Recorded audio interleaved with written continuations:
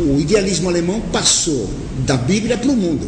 Assim como o protestante interpreta o texto da Escritura subjetivamente, o idealismo alemão passou a interpretar a realidade subjetivamente e acabou se negando totalmente à realidade. Como o protestantismo, fazendo o subjetivismo da Bíblia, tornou a Bíblia um livro chiclete, cada um puxa para o lado que quiser e não tem mais um sentido objetivo, cada um tem o seu. Cada um tem a sua Bíblia, cada um tem o seu entendimento particular. Não há mais unidade nenhuma na religião vista dessa maneira. Assim, Lutero é o pai do subjetivismo moderno, através do livre exame da Escritura. Descartes foi também o segundo pai. O verdadeiro pai da mentira é Lúcifer, o pai da mentira. Lutero fez a mesma coisa, disse isso, a liberdade na interpretação da Escritura. Descartes vai dizer, eu penso, logo existo. É um raciocínio manquitola. Já Gassendi tinha mostrado que isso é uma loucura. Falta a premissa maior, que é um raciocínio de Santo Agostinho. Todo ser que pensa existe. Premissa menor, eu penso. Conclusão, logo eu existo. Mas se pegar só a premissa menor, eu penso, logo existo, não é raciocínio nenhum. Faltou a premissa maior. É um raciocínio aleijado, não tem cabimento. O que queria dizer Descartes? A realidade depende do meu pensamento. O meu pensar produz a existência. E é daqui que veio o idealismo alemão. É o pensar de cada um, é o intelecto que produz o objeto, não é o objeto que produz a ideia. Mas a minha ideia produz o mundo. Foi Deus que pensou a realidade e a fez. Quando o idealismo alemão diz, quando Descartes, o idealismo alemão, colocam a fonte da realidade no pensamento do eu, estão dizendo, cada homem é Deus. Deus é que pensando, luz fez a luz, pensou o homem e fez o homem. Para Descartes, era o pensamento do eu que produzia a realidade. Para o idealismo alemão, a mesma coisa. Cada um tem sua verdade. O que eu penso que a coisa é, ela passa a ser. Se eu disser que o feio é belo, passa a ser belo. Picasso seria belo. Quando Picasso diz que tudo que ele fez foi feio, que ele queria fazer o feio e queria destruir a beleza. Mas para os touros subjetivistas, procuram a mentira, até nos quadros de Picasso, dizendo que aquilo é belo. Uma vez perguntaram uma repórter para o Picasso, o que significa o seu quadro? O que significa meu quadro? Não significa nada. É contra a verdade do ser, não significa coisa nenhuma. Nós queremos destruir a beleza, diziam os artistas modernos. É então de Lutero, de Descartes, que veio o subjetivismo do idealismo alemão, Kant, Fichte, Schelling, Hegel e os demais. Foi esse subjetivismo que Napoleão e a Revolução Francesa impuseram. Napoleão com a baioneta, a Revolução com a guilhotina. Napoleão espalhando as leis da Revolução Francesa por toda a Europa. Ele fez o bloqueio continental, proibindo vir mercadorias na Inglaterra. Ele decretou o bloqueio intelectual, impondo a baioneta por toda parte, o subjetivismo, que é ensinado hoje nas nossas escolas, sem medo das baionetas de Napoleão, mas de medo da maioria. Porque todo mundo tem sua verdade, mas todo mundo é escravo da maioria e tem medo de ficar sozinho, defendendo a sua verdade ou a verdade, mesmo que ele saiba que aquela é a única verdade. Seria preciso distinguir agora a verdade em vários sentidos. Eu expliquei a definição de Isaac Israeli, que a verdade é a correspondência entre a ideia e o objeto. Nessa correspondência, quem é determinante é o objeto que produz a ideia. Essa chama-se a verdade lógica que existe no nosso pensamento. Mas isto aqui é verdadeiramente vidro. E por ser verdadeiramente vidro, este ser, este ente, tem uma verdade. Se ele não fosse realmente vidro, não seria verdadeiramente o que ele é. Todo ser é o que ele é. E todo ser sendo o que ele é, ele tem uma verdade metafísica nele. A verdade lógica é a captação da realidade do ser pela ideia. Mas a verdade ontológica, a verdade do ser, é que aquele ser é realmente o que é aquele ser. Passou um carro, aquilo é realmente um carro verdadeiro. Então a verdade ontológica é o verum, o verdadeiro do ser, que faz com que ele seja realmente o que ele é. A verdade, ideia correspondente ao objeto, é a verdade lógica. O que é a verdade moral? Se eu penso copo de água e alguém me pergunta o que o senhor tem na mão, eu digo um elefante. Eu fiz uma mentira, porque eu tenho ideia de copo e pus outra coisa na minha boca. Há uma contradição entre aquilo que eu afirmei como verdade e o que eu penso como verdade. Isso chama-se mentira. Quando eu expresso aquilo que eu penso, isto é a verdade moral. Então, eu estou dando uma aula sobre a verdade. Eu penso que é assim e digo assim. É uma verdade moral. Então, distinguimos aqui 3 tipos de verdade. A verdade ontológica, que é a correspondência do ser ao que ele é. É o ver do ser. A verdade lógica, que é a correspondência entre ideia e objeto, que explicamos no começo, com a definição de Isaac Israeli. E a verdade moral, que é a não contradição entre o que se afirma e aquilo que se pensa. Quando há contradição, nós temos a mentira moral. Muito bem. O que é o fundamento da verdade? O fundamento da verdade está no ver do ser. A ideia que eu tenho de copo, um copo de vidro, está fundamentada na realidade desse ser. O fundamento da verdade lógica está no ver do ser. A essência da verdade, a sua formalidade, está na ideia correspondente ao objeto, é a verdade lógica. A manifestação da verdade está no juízo que emito. Isto é um copo de água, um copo de vidro com água. Esta é a manifestação da verdade.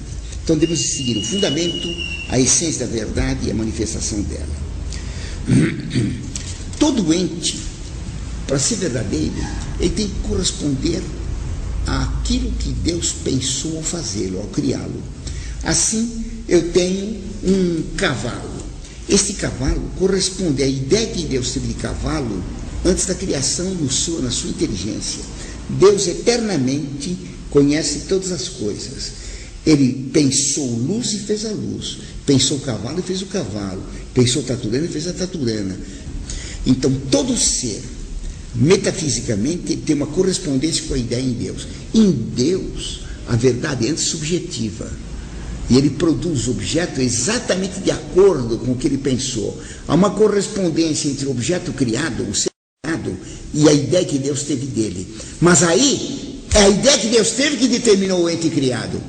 É o contrário do que em nós. Nós, vendo o objeto, retiramos a ideia dele. A nossa ideia corresponde ao objeto, que corresponde à ideia em Deus. Portanto, a minha ideia corresponde com a ideia de Deus através da verdade. Eu me uno à inteligência divina através da aceitação da realidade tal qual ela é. O que há no fundo do subjetivismo, no fundo do cartesianismo, no fundo do idealismo alemão, é a divinização do homem. Daí a modernidade, que nasceu com Lutero, Descartes, depois se desenvolveu com o idealismo alemão e chegou em Marx, ela ser humanista. A modernidade é humanista. Ela coloca o homem no centro de tudo, o homem como Deus, criador da realidade. O homem é que é Deus. O homem se tornou Deus e repeliu o Deus criador de todas as coisas. O homem é que determina a verdade e não Deus infinito. E por isso quem é subjetivista é liberal. E o liberalismo, como diz Dom Félix Salvani, o liberalismo é pecado, porque nega a verdade e nega a realidade como ela existe hoje, como Deus a fez e como ela foi deformada pelo pecado de Adão. Então, quais são as consequências desse subjetivismo? Por o subjetivismo, a verdade não é objetiva. Cada um pode pensar o que quiser.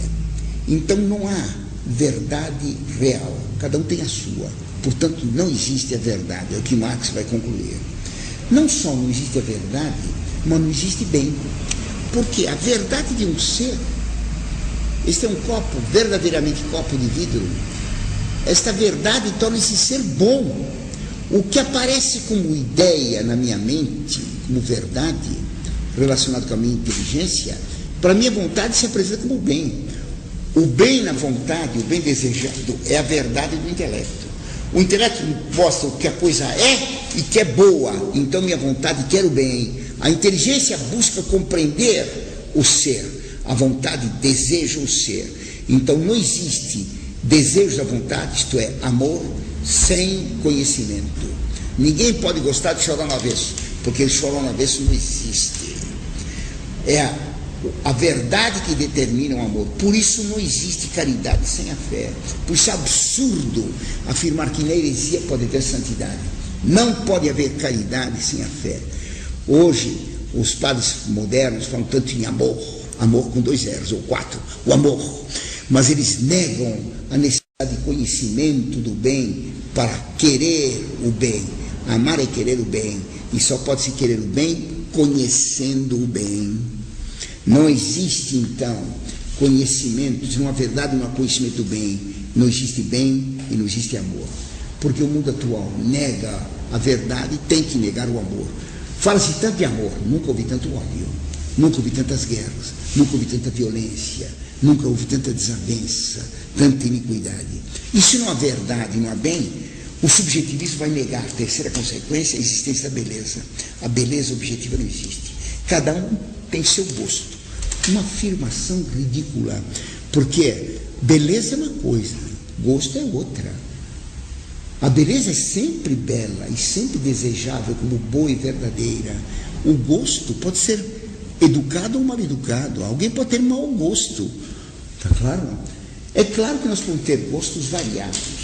Então nós podemos escolher entre belezas, um preferir uma, um preferir outra, conforme a proporcionalidade daquele tipo de beleza com o tipo de nossa alma. Mas ninguém pode preferir o feio ou o belo. O mau gosto não torna a coisa que se gosta bela. O belo é sempre amável, o feio nunca.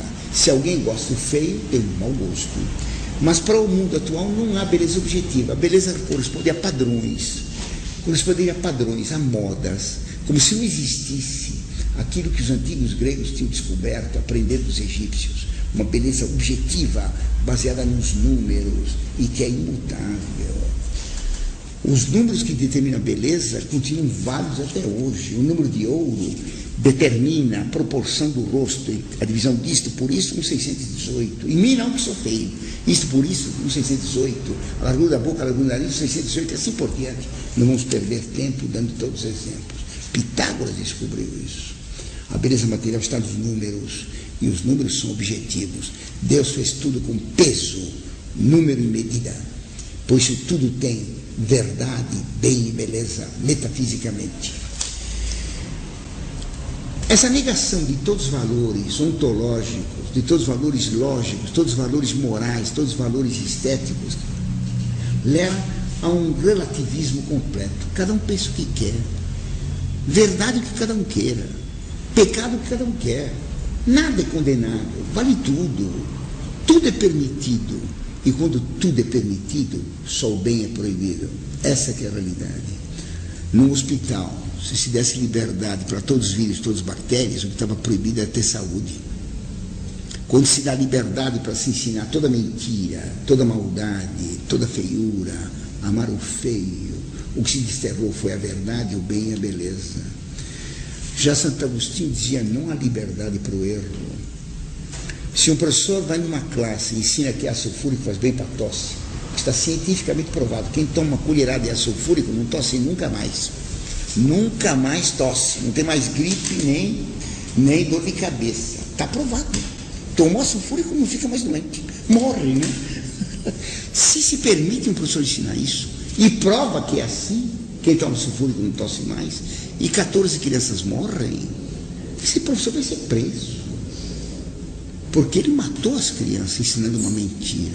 Essa mentira química, essa mentira farmacêutica é fácil de compreender. Mas quem dá uma mentira metafísica mata mais as almas do que aquele que ensina que a sulfúrica é remédio para a tosse. Mata mais as almas quem diz que a Sagrada Escritura é toda relativa, cada um interpreta como queira.